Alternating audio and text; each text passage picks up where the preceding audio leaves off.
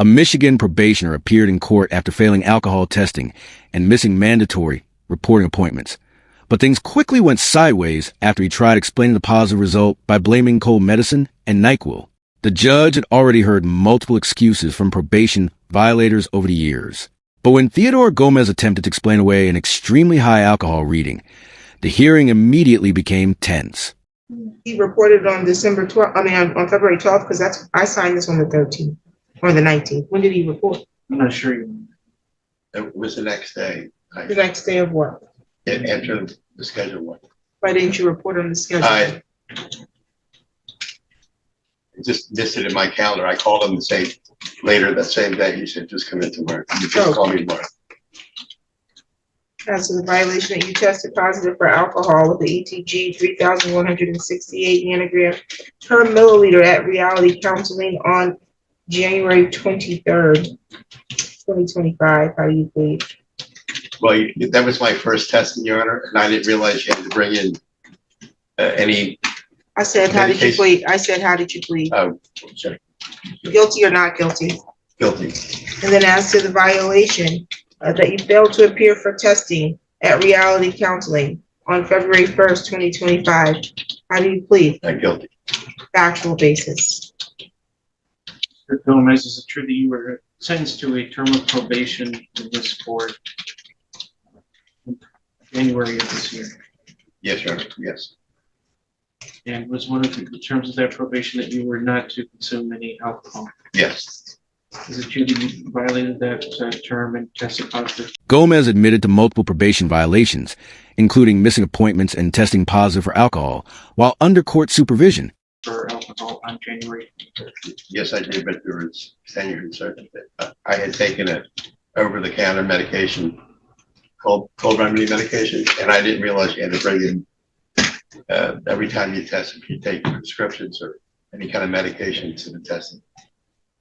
That's why because I'm not drinking. Were you also required to attend regular substance testing? Yes. Is it true that you failed to appear at the allotted time for testing on January 1st? Yes, I was 1 minute late and they wouldn't take me. Told me to come in next day. Is that an excuse for everything? I know, no. And absolutely. Gomez insisted the alcohol result came from over-the-counter cold medicine and attempted to explain away additional violations by saying he had simply been late for testing. Everything. I know, well, I just started. If you think that I believe that you tested with 3,168 nanogram per milliliter because you had some cough syrup. NyQuil. I've heard that one before. I know. Did you drink the whole bottle of NyQuil? No, just two of the things. You are finished with your factual basis? I believe so, Your Honor. Yes. I'll accept your plea. I find your plea made freely, voluntarily, and intelligently, although I find that you have a multitude of excuses, which I don't have time for. You are way too old for me to have to deal with an excuse for every violation that came before me. Shouldn't have had any violations. Yes, Your Honor. This is a matter that was pled down to avoid you getting a super drunk. Okay? Yes, Your Honor. If you think that I think that you took the recommended dose of NyQuil and that put you above or made you test a 3,125 or 68 nanogram per milliliter, then you must think that you're smarter than I am. I've had every excuse in the book, from taking NyQuil or using a very rigid regimen of hand sanitizer. What did we hear today? Someone was cleaning products. We've heard all kinds of things. It's all been tested, and I can assure you those do not hold weight here. Not only has it been tested, I had a bench mate take her vacation and go and test every day using all the excuses that come. The judge made it clear she had heard nearly every excuse imaginable from probation violators, and openly rejected the idea that cough medicine alone could explain Gomez's extremely high alcohol test result.